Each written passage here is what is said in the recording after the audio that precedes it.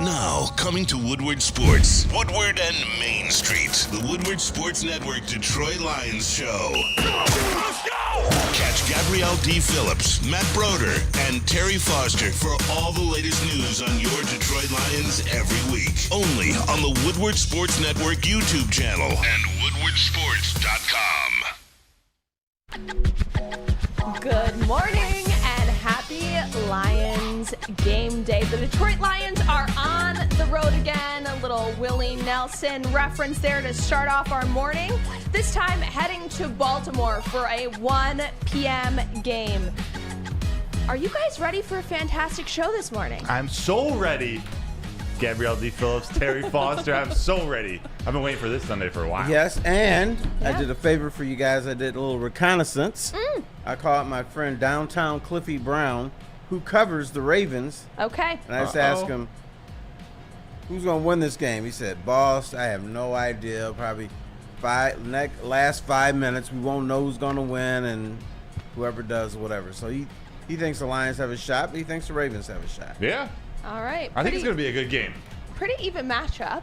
Oh, yeah. If you're tuning in, this is Woodward and Main Street, your Lions Insider show here on Woodward Sports Network. I'm Gabrielle Dee Phillips. Alongside me to kick off your game day, Matt Broder and Terry Foster.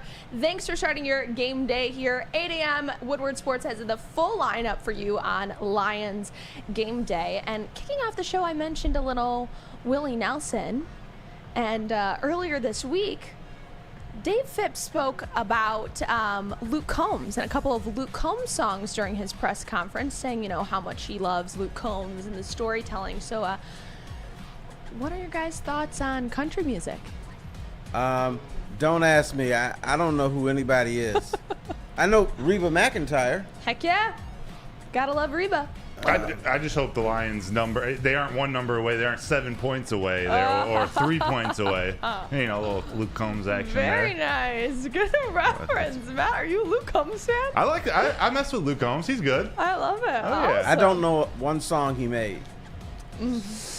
Help me out. I can't sing. Like, our Well, viewership you will don't go- have to sing it. Just tell me the name. But you, one number away. That's, I One think, the number only away. the only one that I know. Beer Never Broke My Heart. There. I'm sure they're all fine songs. We'd play them for you if it wasn't for the copyright rules. Right. Exactly. And I'd sing it for you if it wasn't 8 o'clock in the morning. Well, the Gabby fact you can't sing. Can you? She can sing. She sang the national anthem at a Tigers game way back when. Yep. Way back. Oh, damn, I remember missed that. Yep. But Oh, yeah. we're here to talk sports this morning and not listen to me sing. No, we're So not talking sports. We're talking Detroit We're Lions. talking Yes. Detroit Lions, and we're going to get into it because the Lions are going to try and make it happen today in Baltimore, a big game. And the offense has a tall task ahead, They trying to do. make it happen against one of the most impressive defenses in the NFL currently with the Baltimore Ravens. The Ravens defense has multiple threats, and they're looking to still come through. So, what is the best plan of action for Ben Johnson against this Ravens defense? Wow. You're hitting us with the We have series. a lot of business Yeah, to she get don't play to around. today. We're A lot not of messing around business. today. No. Key to Ben Johnson is somehow scheming this offense to look like they have a run game this year, this Sunday. Hopefully Jahmyr Gibbs is back and at 100%. All signs are pointing to him being at 100%. He is a full go today. So we'll see what kind of offense they can develop, what kind of run game they can develop behind this offensive line that's also missing Jonah Jackson, their starting left guard. So all the receivers are healthy, although Marvin Jones isn't traveling to the game. So how is Ben Johnson going to scheme up this offense to find these receivers over the middle, to keep the clock moving, the time of possession, all the good stuff about what this offense, this rhythm has been? Can he do that with these Baltimore linebackers, with that front seven that they have? We'll see. I don't quite trust Jahmyr Gibbs as the number one back yet. Because in this offense, you got to go off tackle a lot. And despite what Dan Campbell says that he's an all-around back who can do everything, I don't quite trust him in that situation. That's going to be tough for the Lions. So I think Jared Goff, once again, the guy who we've talked about as an MVP candidate, is going to have to be that. And a lot of stuff is going to be underneath and stuff. Is he going to pop J-Mo once or twice during the game? He's going to have to do that to keep him honest, and also maybe he can get a touchdown out of that. That's the hope. I guess we're going to see how the Lions utilize J-Mo today, because we saw what he was capable of last week. So is that just a preview of what he's capable of throughout this season, throughout this year?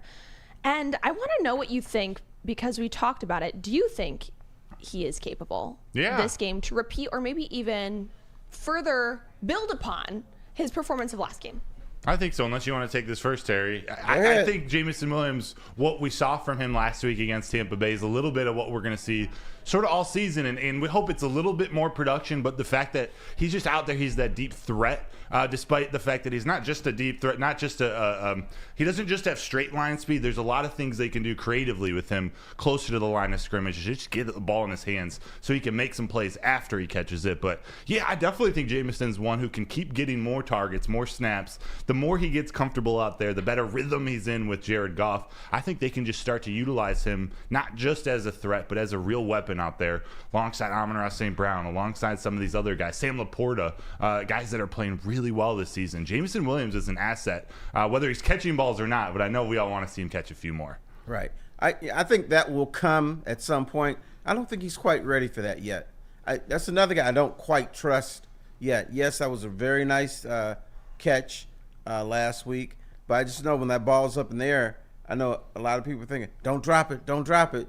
So the trust isn't there, but they're slowly incorporating him. And, you know, Campbell said something interesting, that he thought the catch gave J-Mo some confidence. Yeah. I think it was the opposite. I think it was the Lions who gained confidence in J-Mo. I think that's more important than his confidence, because he's kind of one of those guys that I can do anything I want. I'm the best player on the field. He's got that mentality, but he won't be able to show it until the Lions say, you know what, you are that guy.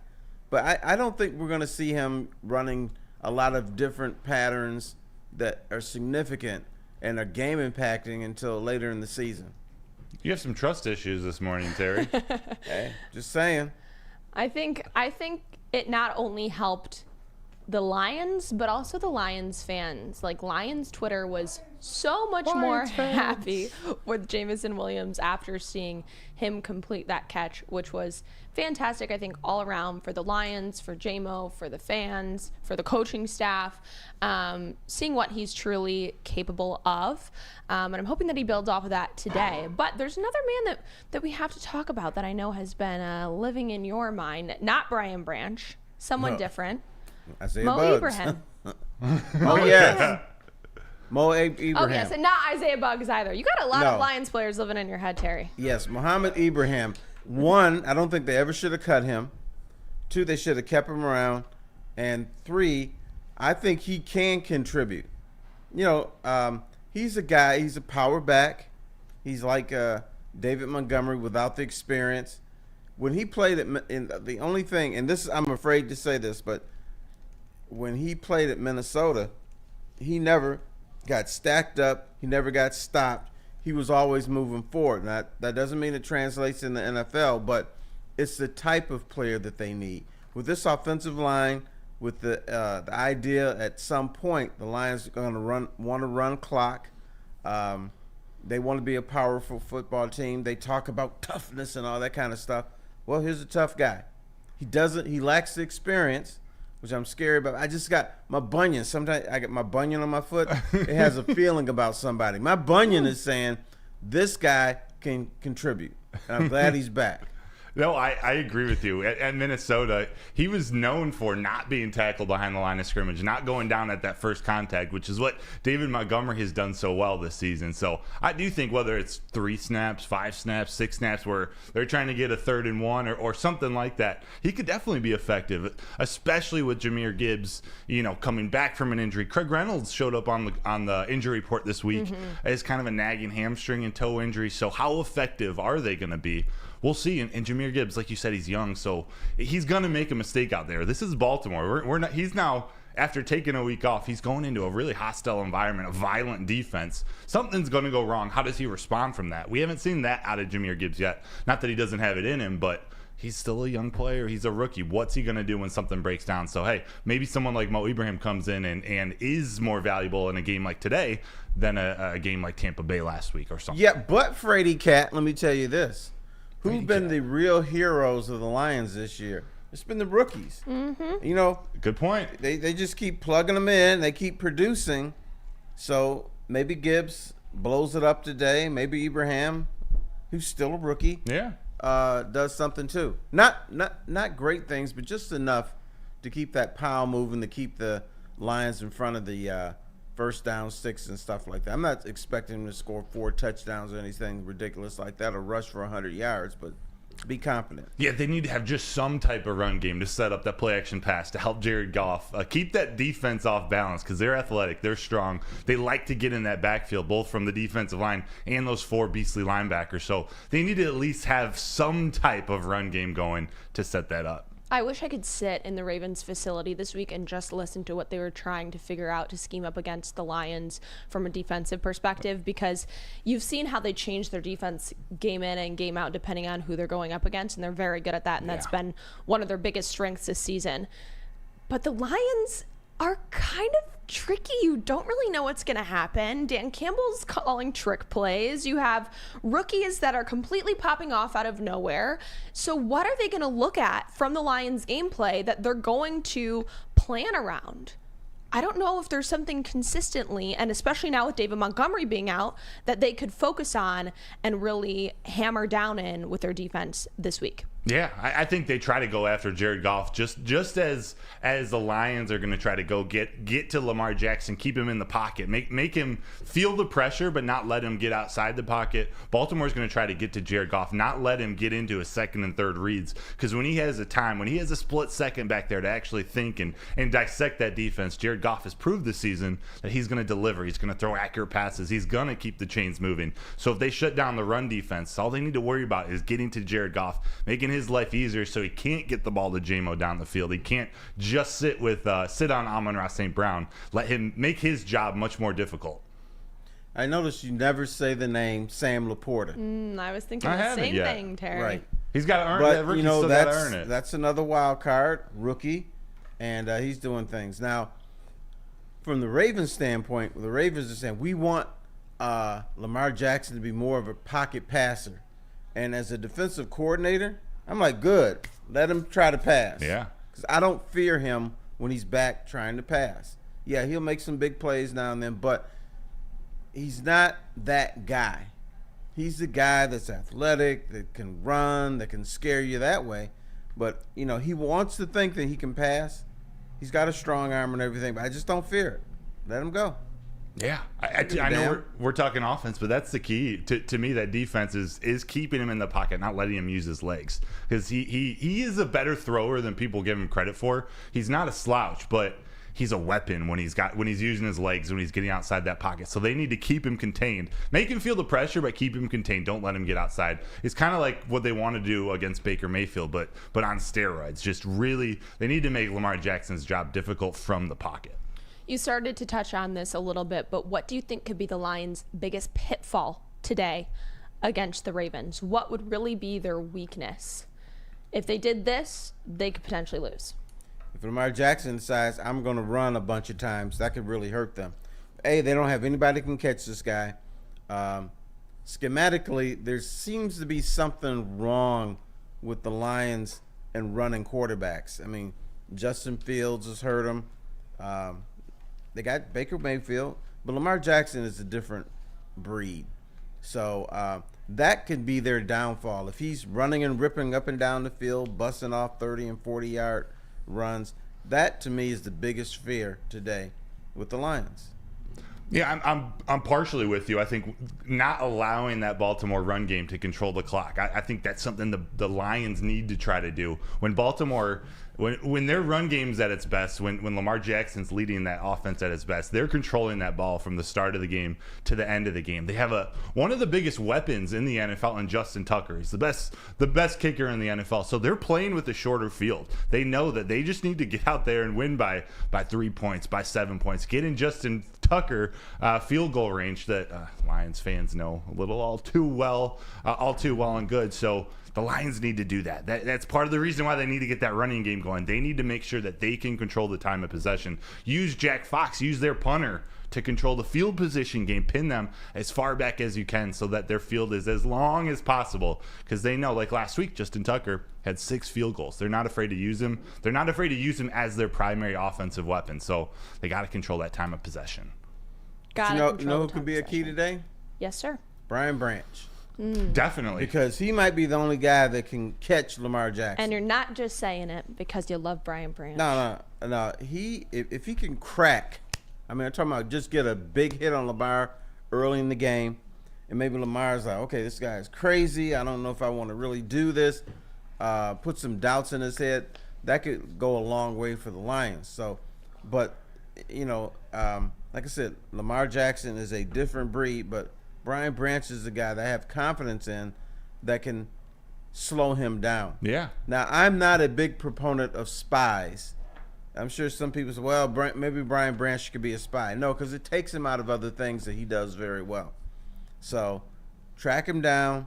When you get a shot at him, bust him up, and move on. Yeah, and actually, I think a lot of people saw Dan Orlovsky had a clip that came out this week where he's breaking down a little bit of how the Lions' defensive line forced ball carriers to Alex Anzalone last week, forced Rachaad White to Alex Anzalone, who was playing a little bit more of that aggressive linebacker position coming off the edge. That's where Brian Branch can fit in as well, too. Not necessarily spying Lamar Jackson or one of the running backs, but being that guy that the defensive line funnels the ball carrier to the free tackler, Brian Branch or Alex Anzalone, whichever one it is. The other one can go back in coverage and help on Mark Andrews, the Baltimore Ravens tight end. Some of their weapons that play there in the slot. So there's a lot of benefit of having Brian Branch back in this game. That's a really good point, Terry. We are talking Lions-Ravens matchup today as the Lions head to Baltimore to take on the Ravens at 1 p.m. We're going to get into where that is on the schedule and the Lions' future schedule this season at the next segment. So stick with us here. This is Woodward and Main Street, brought to you by Les Stanford. Join Woodward Sports' own Jeff Iafrate along with special WSN guests for the most anticipated Lions season in decades. Filled with different surprises and expert analysis. You're not going to want to miss out. Go to our Woodward Sports YouTube channel on Sundays and tune in live from 9:30 to 11:30 a.m. Brace yourselves, Detroit. As the sun begins to set, 2 of Woodward Sports' brightest young stars will be taking the mic for a brand new show. Woodward Nights with Broder and Broder. The dog days in Detroit are over, and the boys are unleashed. Join in on the banter and hop on the bandwagon of the #1 night show on the internet. Tune into the Woodward Sports YouTube channel every weeknight from 8 to 10 p.m. Woodward Nights with Broder and Broder. Now, coming to Woodward Sports, Woodward and Main Street, the Woodward Sports Network Detroit Lions show. Let's go! Catch Gabrielle Dee Phillips, Matt Broder, and Terry Foster for all the latest news on your Detroit Lions every week. Only on the Woodward Sports Network YouTube channel and woodwardsports.com. Woodward Sports' own Tom Mazaway and Sam Stick Day will be hosting our Lions postgame show after every Lions game all season long. Tune into the Woodward Sports YouTube channel for his hot off the press takes, game analysis, and Kool-Aid sipping celebrations. You won't want to miss it. Join Maz, Stick, and special guests each week immediately following every Lions game, exclusively on the WSN YouTube channel. Welcome back. This is Woodward and Main Street, brought to you by Les Stanford. I'm Gabrielle Dee Phillips. Here with me today, as always, on a Lions game day, Matt Broder and Terry Foster. It's a Lions game day. They're away. They're in Baltimore, but it's okay. It is okay because the Lions on the road have not actually been looking like they're on the road. I'm really looking forward to seeing how many Lions fans show out in Baltimore this afternoon. Sure to be a good one. A pretty even matchup as we've been talking about. Yeah. Similar defense, kind of sounding like to the Bucs, something that they're going to have to look out for. But we got to get into some schedule talk because there's a lot going on with the schedule here. And I'm gonna have Flannel put up a little graphic of the schedule as we get into this discussion. But I want to know, Is this the hardest game on the Lions' schedule? Do you think so, Matt? I happen to think so. There's one more matchup coming a little later in the season, maybe week 17. But no, I think this is it. And I've actually circled this from the beginning of the season. This Baltimore Ravens matchup, regardless of what their record would be at this time, they're always tough. It's always tough to go into Baltimore. It's a really good test, a really good litmus test for the Lions to see where they are in the contention picture. Ravens are 4-2, and people are almost talking about them as if they're underachieving. That's where the Lions want to get, to a point where they're a consistent enough winning team where they have a 4-2 record and they're underachieving. Right now, the Lions are 5-1 and seem to be on the way up. It's an interesting matchup to me. I'm excited for this one, but yes, it is, to me, the toughest on the calendar for the rest of the schedule. Let's take a look at the calendar, Flannel, if you wouldn't mind putting that up there on the screen, and we're going to see what games we think are going to be the most difficult for the Lions ahead here. I mean, I don't know Looking about at that, you. you know what? We can no longer do? We can no longer joke about the Lions are 3-point underdogs during the bye week. We can't make that joke anymore Can't make that joke anymore. because they're good. Is that what they used to say, Terry?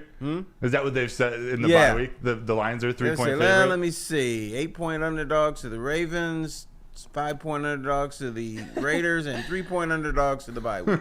Yeah. Old joke. Terry, you had also said before this season started that you thought the Lions were going to lose 5 games this year. I did. They've only lost 1. Correct. And looking at the schedule, I just don't know what 4 games the Lions could possibly lose at this point. Could lose today. That would be 1. So they Okay. have to lose 4. 4, that's 1. So now you got 2. So now they need to lose 3 more. Chargers after that. kind of stink, Yep. but that could be 2. They could split with Minnesota. Really? They could. It could. Oh. It's the division games, and Minnesota's wacky and wild, but that's What about it. What about the Saints? Nah, I'm not worried about that game. All right. So I mean, you're barely hitting 5 now. I know. My prediction might be wrong. That's quite the We'll see. turnaround. Dallas. I forgot about the Cowboys. Dallas. Yeah, I would probably put Dallas on that list. Even I though would Dallas put- stinks against San Francisco every year, doesn't mean they stink against the rest of the league. Right, except in they've the got a good playoffs. defense. We learned on it was Thursday Night Football. The Saints might not be all that we thought they were made out to be before the season. Their offense did not look so great. But going to New Orleans, that is always tough. You're going to the Superdome. Yeah. That traveling to the Chargers, I have no faith in the Chargers, but they are a pretty good team. Justin Herbert, they have talent. But what I love that it's after the bye week. Our only West Coast trip comes after a bye week. So the Lions, they get time to get down there, get Refreshed. get to LA early. That's Used to Amon that St. Brown. time That's where he's zone. from. Yeah, Breathe in all the smog and get it in your lungs. And exactly. It's like going to Denver. You just want to get your body right. Now, Matt, what if you could pick 4 games on this list? Is it possible that you could pick 4 losses from this schedule? I had a really difficult time doing so. I literally see 3 max, and it's the Ravens, the Chargers, and the Cowboys. And Yeah. I still believe that the Lions can win those games. Definitely. No, I don't think they're going to go 16-1, but it's very hard. The way they're playing today in Week 7, it's hard to pick any of these teams over the Lions. That's just honest. And a few times every year, for whatever reason, we never know what's going to happen. Teams just are flat. It's like they don't care about this game. They make a lot of penalties. They turn the ball over. You just never know when it's going to happen. I've talked to athletes, and I would just say, you're going to spit out a bad one now and then. You don't know when it's going to happen. You don't know why it's happening, but that's just the nature of professional sports. Yeah. That was the Carolina game last year. They played amazing down the stretch, but that one Carolina game was the outlier and killed them. I mean, that kept them out of the playoffs. Right. Is there one game on this list that you would most like to attend throughout the rest of the season? I have actually been approached by the wife. She wants to go to the New Orleans game. No way. Yes. But, we see all these videos online of the Lion fans singing the fight song on the planes, at the airport. I'm not singing the fight song. Not your thing? No. I'm not going to wear any Lions gear. I'm just going to go and watch the game. That's it. Put your fedora on and just enjoy the music down in New I Orleans. might put a baseball cap on. All right. All right. But it is New Orleans, though, if we go. So, yeah, fedora is probably more appropriate that way. Yeah, you could definitely do the fedora at the game. But here's the game I want everyone to go to. If you have to go to Okay. one game, the Bears game. Now, it's December 10th. It's going to be cold. And we know how you feel about the Bears fans. Well, I didn't like the fact that when the Lions sucked, these jerks would come in on their little Southwest Airlines, had these little $19 round trip fares. And so they would buy all these tickets, and they would come to the game, which is fine, and cheer on the team. But they act like total assholes. Don't like them. So I think it's time for Lion fans to repay and go to Chicago. I'm not advocating you acting like jerks, but let them know that you're there. And on the St. Brown podcast, I'm on St. Brown and Equanimous. Equanimous is talking a little bit of smack to St. Brown. He's like, "You guys, your fans better show up to the Chicago. Otherwise, How can he talk smack? That team is like a gas fight, like a gas can. It's agreed." ridiculous. It's a little brotherly love, a little friendly fire from the St. Brown brothers. But I guess. I don't know. That Chicago, they better fill their stadium up. Otherwise, these Lions fans are traveling. They what are. would be your game on the schedule that you want to attend this season for the remainder of the season? Honestly, I would have liked to go to this one. Yeah. this would be a fun game, going and see this in Baltimore. Yeah. Also Monday night, which I will be going to. I think that's going to be a really cool experience. It's Lomas Brown night. The Lions Yeah. are honoring Lomas Brown into the pride of the Lions, their internal Detroit Lions Hall of It's Fame. a road game, brother. No, I know, but still. Ford Field I have- technically is in Detroit. I know, but I have no interest in going to LA. I think that their fans are boring, and they don't even care about football out there. Maybe I go to AT&T Stadium in Dallas, but Yeah. That's why New if I had to Orleans? pick a road game that's not today's game, I would go with Dallas just to go down there and really rile up some Cowboys fans. And I'd love an opportunity to wear a cowboy hat. You're going to get beat up. I'm telling you. And that's the second fan base that would come to Detroit and act like jerks. The Cowboy fans. you think they're going to be traveling? Well, I guess we go to Dallas this year, but they would travel to Ford Field if They did. in the playoffs. Right. If, No. They came here during the regular season and acted like fools. So if we meet in the playoffs, the Lions and the Cowboys, it would be a battle at Ford Field. Yes. All right. A lot of blue. A lot of blue. But the one thing I do have to say is that there's been a lot of, talk of bad fans this season and the fights that are surrounding football right now. And I have to give major props to Lions fans because I never see it with Lions fans. I see them very aggressive and they're chanting and they're screaming and they're yelling and they're supporting. But I haven't seen them in any of the negative talk, which I love because they're still showing out in these places, which I know when you're a Lions fan and you're showing up to these other stadiums, i.e. me going to the Panthers game when I was younger and getting a hot dog thrown at me and I was in this the ninth grade, 10th grade. I'm like, you have got to be kidding me. Did you deserve it? No. Glizzy to The the Lions were losing by probably 15 plus points and we were leaving in the fourth quarter and it's my whole family and my little brothers who are in 6th grade and we got a hot dog thrown at us, popcorn thrown at us, pop thrown at us, and we're in nosebleed tickets. And it is a blowout. And I'm like, you have got to be kidding me. I don't think Lions fans would treat No, they're not. I visitors think that Lion way. fans are too busy trying to get that decimal meter thing to go to Yeah. 120. We got a job to get so done. they don't fight. But Ford Field, the fights have been reduced a lot. Now, when there's the Silverdome, they used to nub every week. There was a fight, at least one fight every week, if not 2, 3, 4, 5. So nub. But supposedly, well, that's what we used to call fighting when I was a child, nubbing.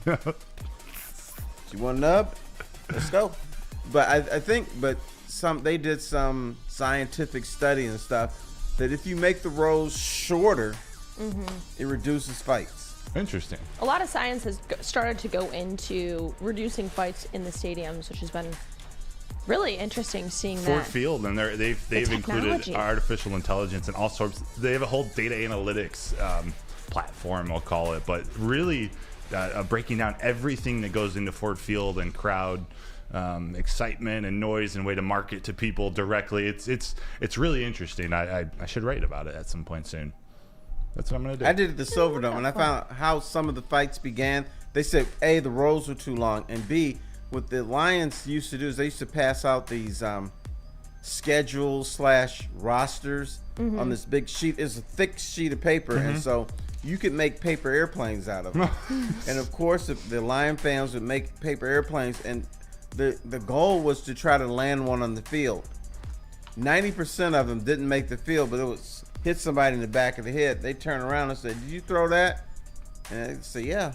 What you gonna do about it? Let's roll.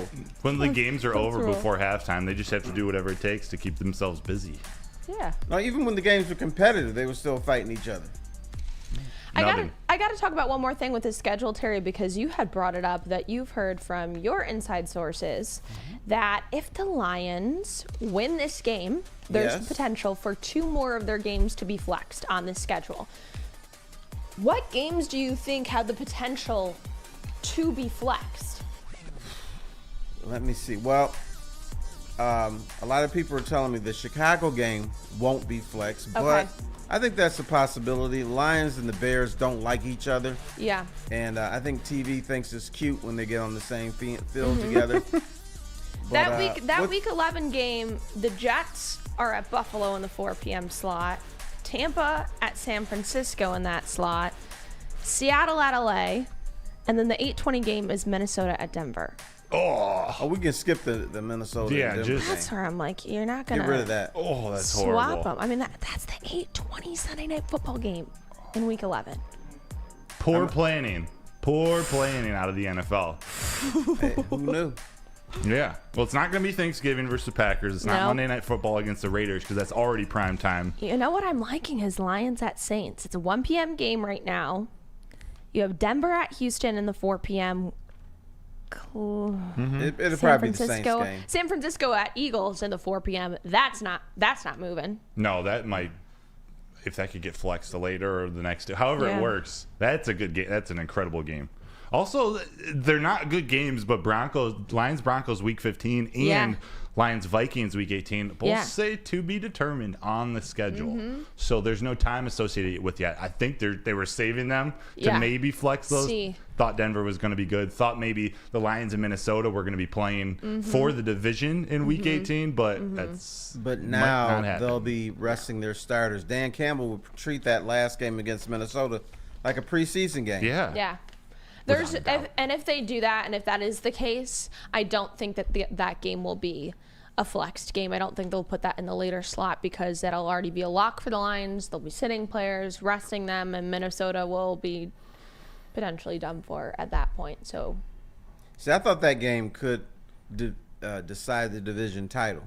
Yeah. Then maybe think the a lot Lions of us would be did up going into the one. If season. you win, you win it, and if you lose it, you tie for it. But that's going to be a meaningless game now. I think all the division games are going to be meaningless, I think so too. except maybe the Packer game. Because it's Thanksgiving. yeah. But honestly, I would love for that game to be meaningless because I would love to enjoy Thanksgiving without my family being completely disappointed in the Lions' performance before we all have to sit down and eat dinner. I But think a lot of Lions fans wait a feel minute. that Now, way. you know Lion fans are irrational. The Lions could be 4 games up on the Packers for the Thanksgiving game, and they're going to be watching the game like this, like, Oh, my for God, they sure. got to win, so must win. So they don't think that way. So they're still going to, Thanksgiving is still going to be ruined if they lose. They're still going to be nervous the whole time. It doesn't matter. They just don't think right. I don't think that they'll lose this one. Maybe I'm thinking ahead a little bit too much, but I don't think they're going to lose this one. But you know what I do think is that we should get into a little Goff v. Jackson talk in this next segment. So stick with us here. We'll come back and talk quarterbacks. This is Woodward and Main Street, brought to you by Les Stanford. Join Woodward Sports' own Jeff Iafrate along with special WSN guests for the most anticipated Lions season in decades. Filled with different surprises and expert analysis. You're not going to want to miss out. Go to our Woodward Sports YouTube channel on Sundays and tune in live from 9:30 to 11:30 a.m. Woodward Sports' own Tom Mazaway and Sam Stick Day will be hosting our Lions postgame show after every Lions game all season long. Tune into the Woodward Sports YouTube channel for his hot off the press takes, game analysis, and Kool-Aid sipping celebrations. You won't want to miss it. Join Maz, Dick, and special guests each week immediately following every Lions game, exclusively on the WSN YouTube channel. Good morning. Happy Lions game day. Thanks so much for tuning in to Woodward and Main Street, where we throw paper airplanes because that's what Lions fans of the past we did. do. They're not doing it anymore. Broder wanted though. to start a fight. That's why. I wanted to nub. Wanted to pick a fight with you this morning, Terry. I don't want to know how that would go, but I do want to know what you guys are thinking about Goff v. Jackson. So we're going to get into that The fifth. this morning. I'm Gabrielle Dee Phillips, alongside me Matt Broder and Terry Foster. This show is made possible by Les Stanford, so thanks to everyone over at Les Stanford for making this Did show that well. possible. Yeah. We didn't even practice that. Ding! Alrighty, let's get into the Goff v. Jackson talk. We're gonna look at this quarterback matchup here. Potential MVP in Goff and previous MVP in Jackson. So here we have up on the screen, since we have flannel today, I wanted to make sure we highlighted some stats in our comparison of these two quarterbacks. But aside from the stats, I want to get into a couple of words. Tremendous running, move and maneuver, consistency, confidence, high level.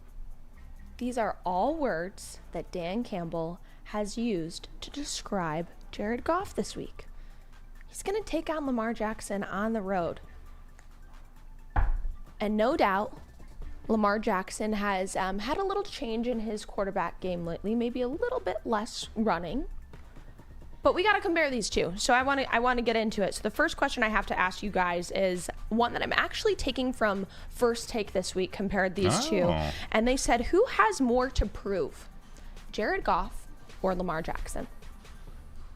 That's a hell of a question. That is a great question. Yes. Thank you, I First think Take. they both have a lot to prove. There's a lot of people, as spectacular as he is, a lot of people think Lamar Jackson's a bad quarterback. For whatever reason. Right. Well, I mean, not the best passer. You know, you like him as a passer. I But, think he's you know, underrated. these stats here, I'm going to say, are a little misleading, because if you're going to talk about the totality of Lamar Jackson, you have to include his rushing stats, because he does both things. Now, what the mistake that we make is we just look at the passing. If Lamar Jackson runs for 30 yards or something, that doesn't count. If he goes for a 5-yard touchdown run, that doesn't count. It does count. That's who he is as a player. The league has changed, was changing as far as the way that we view quarterbacks. Goff is more of an old school guy. I don't care what Dan Campbell says. He's not a very good runner. He's had a couple opportunities. He's taken advantage of it, and I think that's great. But Jared Goff is a guy that should be an MVP talk. Jared Goff is a guy that makes smart plays. He's not spectacular. He does what he has to do. He doesn't care if we're going to call him a game manager.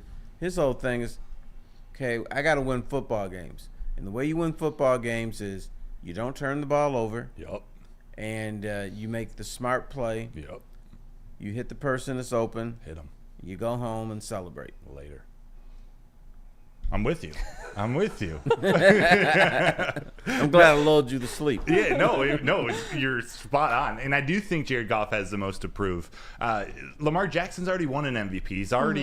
He's already put himself in that category. And whether you like him as a quarterback, you like how he passes or not, he's one of the top 5, if not the number 1 weapon, you know, a multifaceted, multidimensional weapon in the NFL. So he's great. My preference is for a quarterback like Goff, but regardless of my preference, Jared Goff, you can see him getting more comfortable in there. You can see him another year under Ben Johnson and under Mark Brunell. This is the first time in his career he's at the same OC and quarterbacks coach. I'd like to bring that up because you can see Jared Goff's confidence and his rhythm on that offense start to come out every single game. You can almost see him picture the entire drive a little bit more like Ben Johnson's predicting. You know, he's got to plan in advance, you know, what plays he's going to call, how he's going to set up certain plays. Jared Goff's starting to feel that. He's starting to be more comfortable at his pre-snap reads. He is playing like an MVP, and he's not doing it in a flashy way. He's just doing it by getting it to his players. But I'm going to tell you something I've never told you guys before. Really? You know what I am? What? I'm a soothsayer. Soothsayer? Soothsayer. I can see the future. When Ben Johnson gets a head coaching job, here's what we're going to hear. Oh, my God, what's going to happen to Jared Goff? Ben Johnson's not here. Blah, blah, blah. We're going to hear all this. Goff is going to be back in the same spot he was when he came over from L.A. He doesn't have his OC. He's not going to be as good. He's going to turn the ball over because I don't think the faith in this man is where it should be in this community. Did your bunion tell you that? No, not the bunion. This is just the sooth. The sooth in me. I'm a soothsayer. I can see the future. Slippery. And you're even gonna, you may not say it because I think you're a guy that respects golf. But what? But we're gonna hear this. Oh God, what's up with Jared Goff? Ben Johnson. That's even before he plays the game. You're right. You're right. And I don't know whether that's because Ben Johnson's been so good or we haven't, felt that full faith out of Jared Goff. But without a doubt, that will be said. If Ben Johnson moves on to another team, no doubt, people are going to bring that up. It happens everywhere. It does. It's not just going to be a Jared Goff thing. It's a quarterback and offensive coordinator thing all around the NFL. Yeah, but it's going to be like explosion around here. Yeah. But people forget, not just having Teddy Bridgewater as a backup, but still Nate Sudfeld in that room, having Mark Brunell there. Jared Goff is developing. He's getting smarter. I think any quarterback who loses Ben Johnson will lose a step or lose a little bit of that flame, but that doesn't mean Jared Goff is going to go back to, his rookie year or some of the years where he struggled in L.A. or the first year in Detroit. I think he's developing. He's getting smarter. Whether it's for the Lions in the future or another team, he can be a franchise quarterback. I truly believe so. Earlier in this show, we talked a lot about the Ravens defense, and now something that the Ravens defense does really well is that they're strong in the middle, which is where Jared Goff is also really powerful at. Now, will this potentially be Goff's Achilles heel in this game? No, I think he's going to play it safe. Okay. The thing about the Lions offense, it's not spectacular. They're not going for the big play, except for now and then if they go for the big shot with J-Mo. This is a meat and potatoes, get the job done offense. And I think we're going to see the Lions run the ball 80 times today. But some of them will be disguised as passes. Yes, he'll hand off and he'll have, end arounds and stuff. But there's going to be a bunch of passing plays. They're going to be the same as a running play. They'll be safe. Hopefully they'll be efficient. You'll get your 6-7 yards, keep moving the sticks, and keep going down the field. The key for Jared Goff, don't turn the ball over twice or more. Mm-hmm. That's the thing he's going to have to worry about. But I don't think he's going to do that because of the type of offense they'll run against this defense. 100%. And I think we may have talked about in the past, but when I used to pitch, the key was not giving up more. The key was solo home runs couldn't beat you. So you don't want to give up a 2-run home run, a 3-run home run, a grand slam. If you make one mistake, that's fine, but don't let a big inning happen after that. It's the same with Jared Goff. You might throw one interception, but what do you do after that? The Lions can't put the ball on the ground or give the ball up more than one time today. That defense is too good. But you're right, he's going to be getting the ball to some of these weapons around the line of scrimmage, quick passes, whether that's screen passes or pitches to Khalif Raymond or Amon-Ra St. Brown out of the backfield. We'll see. This is that creativity of Ben Johnson and Jared Goff working together. I think we're going to see a lot of misdirections, a lot of confusion behind the line of scrimmage to neutralize Patrick Queen and Roquan Smith, make their decision-making process a little bit harder. Right, and what have the Lions shown us after the rare turnover? No big deal. Mm-hmm. The defense turn it right around. Hasn't allowed points. They get off the field, give it back to the offense, and usually the offense scores after that. Yeah. And that part of it is the team is good, but part of it is they have faith in Jared Goff. Yeah. It's all right. You made your boo-boo. That's cool. We're just going to pick it up from here and just ride our coattails. And that happens in reverse, real quick. Jared Goff, too, feels that. It's not as much of an issue if he throws an interception. He trusts his defense now to go out there and get the ball back or get a quick turnover on downs. It's been nice how they're working in complementary football, Aiden Hutchinson said this week. Yes, and that is because Jared Goff has improved tremendously over the last couple of years, over his career, but really looking at last year and this year. At this point in the season, he's had 3 turnovers. Last season, he had 24 turnovers. He is not on track to reach that 24 number again, which is a significant improvement and obviously has improved all across the board. This week, he was speaking with Dan Patrick, and Dan Patrick mentioned the MVP talk, saying, all right, should we start the MVP campaign? And he was like, I'm not going to start it, but if you want to, you can go ahead and start it. And obviously he's going up against Lamar Jackson, who has won MVP before. Is this Goff's year? Is this his year for MVP? I am sure Goff doesn't want to hear it. Mm-hmm. Don't talk about it. Don't think about it. Let's just win ball games. Because, I don't think that's important to him.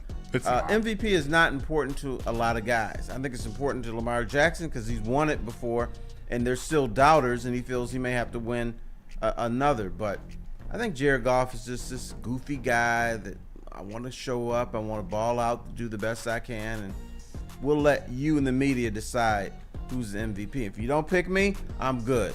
I'm not going to go around and say, oh, they disrespect me. What's going on here? I'm really good. He's not going to do that because he doesn't care. Thoughts? Yeah, no, I agree. Jared Goff could care less about the awards. He wants to turn around this Lions team. He wanted to turn around the Los Angeles Rams. That's part of what's special about playing for the Detroit Lions. And although it's been a rough history, they have a history that if you come in and you win a Super Bowl with the Lions, if you're the starting quarterback, like there's no words that you need. That's you just put your MVP trophy right behind you in your locker so that every time the camera's around, they see it. But you don't have to say anything. That's how Jared Goff operates. If you win a Super Bowl for the Detroit Lions, that Barry Sanders statue we saw won't be alone. Right down the street or another gate, there'll be a Jared Goff one. Brad There'll probably Holmes. be a Dan Campbell one. All holding hands. Yeah, maybe you get it. It's going to be Dan Campbell wearing a Brad Holmes shirt and Brad Holmes wearing a Dan Campbell shirt. Yes, that would be on their and then statues Jared Goff somehow. and Amon-Ra St. Brown. They got the Step Brothers shirt. And It's a Aiden family. Hutchinson You in can't the do center the of them, whole like- team now. For downtown to be filled with Lion statues. No, I think the Lions would do that if they won a Super Bowl. They Just would put all of the players from the Super Bowl winning team in statues Yes. around Do Detroit. you guys remember those cows they used to have downtown? Yeah. That'd be like, instead of the cows, you have a Lions player replacing the cow. The whole offensive line down on Woodward Avenue, Woodward Right. and Woodward and Main Oh, Street. no. What you do is if you have like some construction, instead of putting pylons up there, you put the statues of the Lions offensive line because you're not going to go by them. Yes, in the creamsicle uniforms that the Buccaneers were wearing. One more thing I have to get into with this Jared Goff talk because it was brought back up this week in Dan Campbell's press conference, and it's brought up almost every week. Contract extension, and Dan Campbell bills. said the same thing that he says every time. I'm not talking contract extension, but this time he followed it up with a little something like, he needs to be with us. Maybe I'm reading into it. No. Maybe You didn't I'm read reading into it. No, but- you read correctly into that. You did. It's But- like, I don't want to talk about it, but they better sign him. But this is my question for you. Who do you think needs who more? Does Jared Goff need the Lions more, or do the Lions need Jared Goff more? That's a Tie. Yeah, that's a good question. There's no tie. You got to pick one, Terry. No cheating, Terry. Oh, but you're the cheat. You can cheat, but I can't. I like how, there's an old saying, there's justice and just us.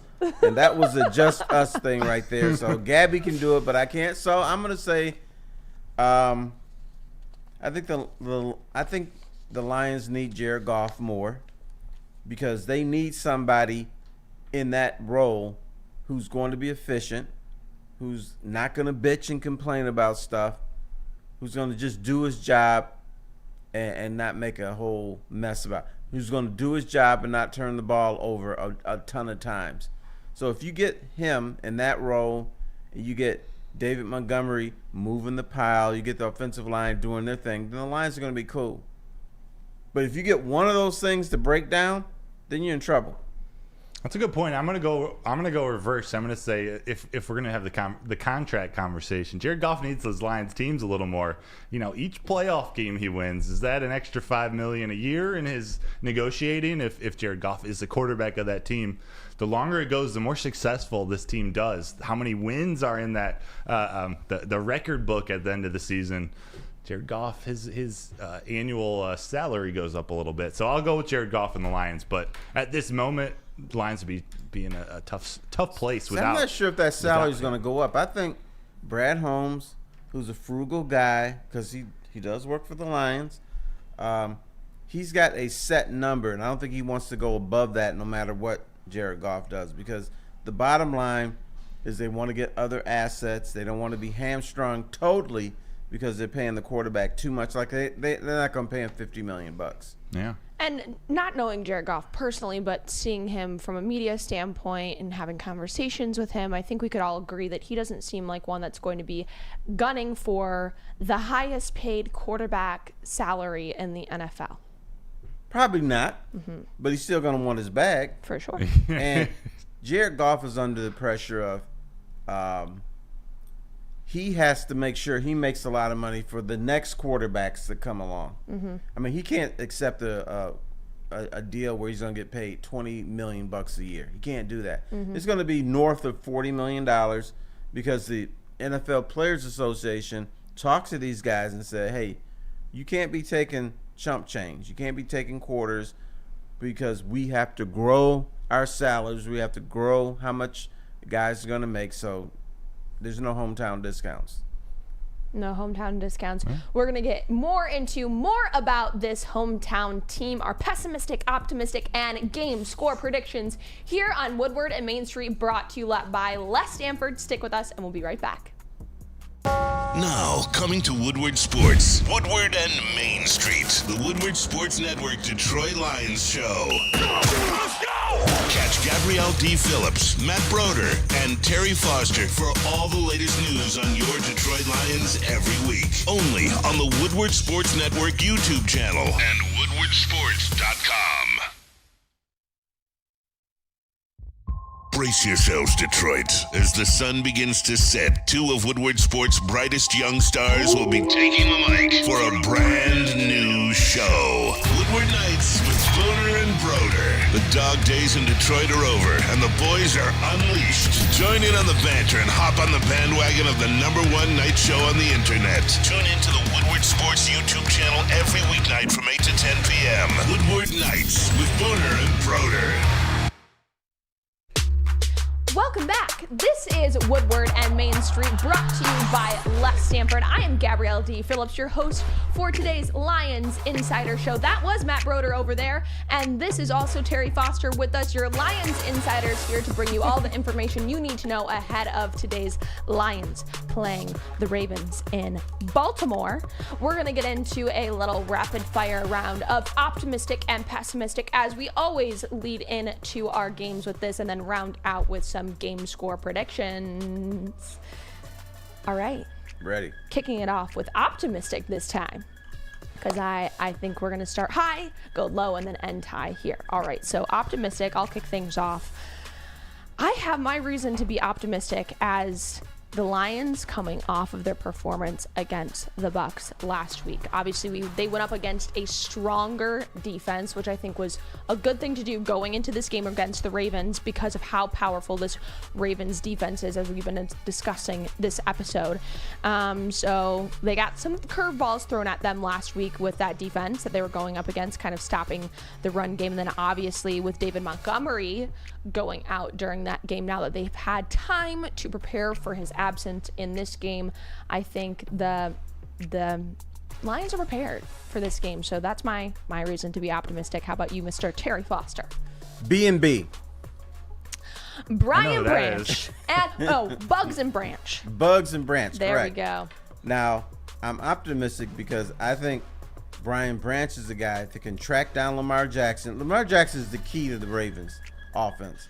But I think Brian Branch is the guy that can track him down and bust him up. And he can get that opportunity. And the other thing is the Lions' pass rush has been very good, but they can't resort back to Geno Smith in Seattle, what they did there.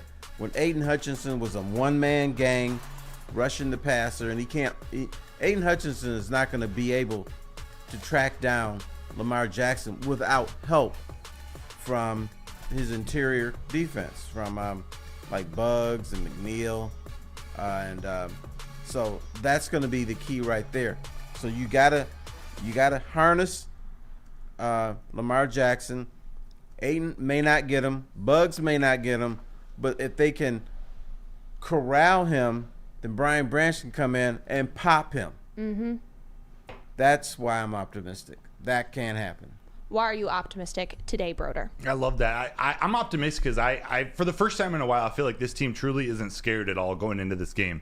They're prepared. They're going into a hostile environment. Again, a violent defense, a really good defense, maybe the best one that they've seen so far this season. But I feel like they're ready, and not just ready. They aren't scared. They know where they're at in their season, and even if they lose, even if they lay an egg, it won't be because they were scared. It'd be because something went wrong, and the Baltimore Ravens beat them. I think they're going to go in there and they're going to show us something a little bit more, not toughness. We've seen toughness, but they're really going to go make a statement, I believe, against the Baltimore Ravens. But I just believe they're ready. This team is built different. They think different, and I'm excited to see how they respond to this test.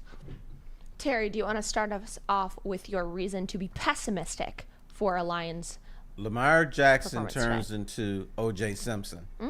Now, if he rushes for 200 yards, which I think O.J. did against your Detroit Lions, that can be a problem. Or if he rushes for 130. If they cannot contain him, and I know they're talking about, we want Lamar to pass the ball, blah, blah, blah, blah. I don't think that's going to work with the Lions. But if they get in trouble, they're going to say, Lamar, run. Forget what we said. And if the Lions are not able to contain that, that's going to make it that could turn the momentum of the game. That could turn the game in the Ravens' favor. So that's a reason to be pessimistic. You're pessimistic. You're glass half empty for today, Broder. Yeah, this Ravens this linebacker crew, the defense in general, but especially these linebackers with a partially depleted or a partially injured offense for the Lions, both with David Montgomery missing and Jonah Jackson, their starting left guard. That's a big injury. I think if they're able to roam free, if this running game doesn't get started and those linebackers can react quicker and be able to roam free in the middle, kind of shut down the spine of that defense, it could be a long day for them. And you pair that with it being a playoff atmosphere, there's just a lot of energy that the Ravens can take from the Lions right at the beginning. So you just hope that they come out. They aren't cute with it. They aren't going for a 4th and 2 in weird places. Like, I think they got to play a relatively conservative game to keep the Ravens off their toes. I'm going to go with something a little bit similar for my pessimistic, and really the closest I'll get to cheating today. I'm not even going to consider it cheating, but I am going to say that the Ravens defense is also my pessimistic because of how strong they are. Obviously, the Ravens offense is growing. Aside from Lamar Jackson, there's a lot of pieces that they're still working on, a lot of kinks that they're still trying to work out, but their defense is rolling. So they are my reason to be pessimistic, but it's nothing that I think the Lions are not capable of handling, as we've seen throughout the season. I'm excited. I have faith in the Lions. I know we just talked pessimistic, but I do think the Lions are going to come out and they're going to play a good game. I think the offense is going to show us something that we haven't seen yet. I don't know what that looks like yet, but they're still going to be able to score without David Montgomery. I think this is going to force them to get a little creative from a Ben Johnson standpoint, which I always look forward to seeing what Ben Johnson's gonna make happen. They say it's easier to be creative when you have tight boundaries.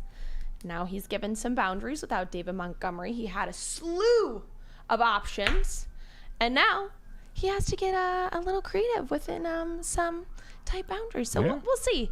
But we're going to give you a reason to be optimistic here because we have our game score predictions.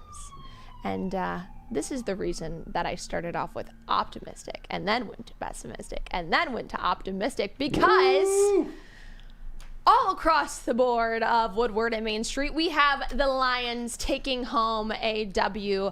I'm going with the Lions taking home a win, bringing a win back to Detroit from Baltimore, 27-21. Matt, let the people know what your score prediction is for today. I'm going with the 28-24 Lions win. I think that offense plays well today, and they get 28 points. There we go. Well, you always pick them to get 30 points or more. I'm a always- little surprised. Hey, I'm actually feeling a little 20 dirty points every about game. my prediction, 24-21. I don't want to get up here and pick the Lions to win every week, but Here we are. But they're winning. what I find interesting is that we all said when we were looking at the schedule that this is a game that the Lions could potentially lose if we were looking for options for them to lose throughout this season. Yeah. But then we all have them winning here. So I know, but we didn't think they're going to bitch slap Tampa like they did. No. So they're showing us things they haven't shown before. God, don't break the mic over here, Broder. He's getting a little excited for this Lions game today. And we are beyond excited that you spent this morning with us kicking off your Lions game day. That's all we have for you here this morning on Woodward and Main Street, brought to you by Les Stanford. Let's see if the Lions can pull out a W in Baltimore this afternoon, 1 p.m. on Fox.